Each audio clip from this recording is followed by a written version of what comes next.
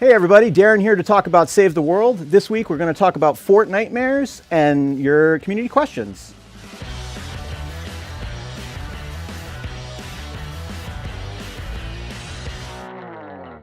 All right, the community has been playing our Fortnitemares event, exploring our whole new area, Hexylvania, and seeing the updates to our cards, enjoying our whole new traps that we've added into the game, and collecting all those new hero cards that we've added to the system with the Hexylvania update.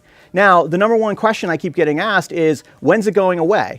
Well, it turns out that because this event has been extra popular and some of our technical glitches, we're going to be extending the event to 11/29. So you have plenty of time to enjoy more of the Halloween content, collect those cards, and enjoy the event with your friends, you know, sort of a bit more at your own pace as opposed to being worried that we're going to turn it off on you. So get out there and check it out and give us some feedback on it.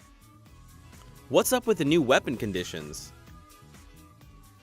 All right, so as we've been going, we know we've added a bunch of new alterations to the schematic system, and we know a bunch of you are concerned about how am I going to possibly get the alterations that I want that fit my playstyle. Well, I have good news for you. We're actually working on ways for you guys to narrow your search in the alteration system so you can kind of tune and tweak that those properties on your schematics to fit your playstyle. Now, I can't talk about all the details right now, but I can tell you I'm in meetings right now working on how we're going to get that system up and running for you. And the upside is that we really always want to continue to give you more tools in your toolkit so you guys can expand new play styles. And you know, already we're seeing some cool spaces where people are building trap fields that are slowing down the creatures and making use of some of those new properties where they deal extra damage when when the monsters are in those states. So we're going to be expanding with both those things, but we recognize that as we add more stuff, it's going to be you know, we have to also give you guys increased control on how you acquire that stuff. So that's on our radar. We're going to do it. Don't worry about it.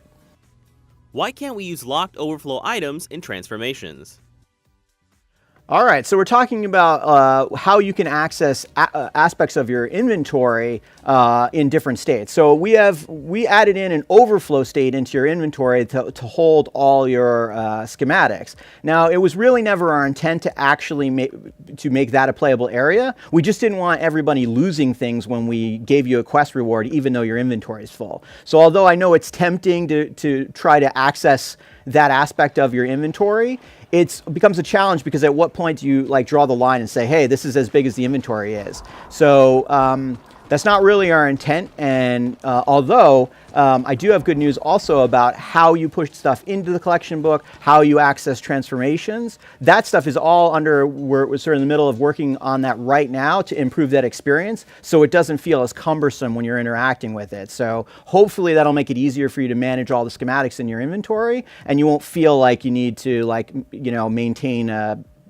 300 big pool of schematics, which I know, well, unless you're a pack rat, which is like me. So yeah, well, I'm guilty. So any thoughts on allowing us to upgrade or downgrade crafting materials? We did experiment with some of the ideas of being able to downgrade the schematics during our online test phases of the project, but we never really cracked the problem about how that affects the inventory or your economy and basically the general progression of the game. It's not that we don't think that this is actually a valuable feature to add back to the user. We just never have had enough time to both crack some of the design nuances of it, plus the UI and the iteration of like just how do we make that work and all the selection criteria behind it. But as soon as I know what we're going to do and we have an idea, I'll let you guys know. But this is still on our list of things to do. Chest bug? What's that? A bunch of you have reported that there is a difference between the end of round screen that you guys are earning for chests and when you return back to the home base menu. Well, guess what? You're right. That is a bug. The story behind it is at first we thought it was only a UI bug, so you were actually getting all the rewards. But once we actually started scraping away at that condition, turns out that there was an actual bug underneath the hood that every now and again you are not getting the right amount of rewards from that chest reward. the upside is we've got a fix, but it just is going to require a bit more testing before we can roll it out to you, because it's just sort of complicated. It has to do with our mission reward system. There's a bunch of widgets under the hood that we have to test. However, we do have something in the hopper. We're gonna roll it out as soon as we can, and on top of that, we're gonna figure out a way to how do we make good for that.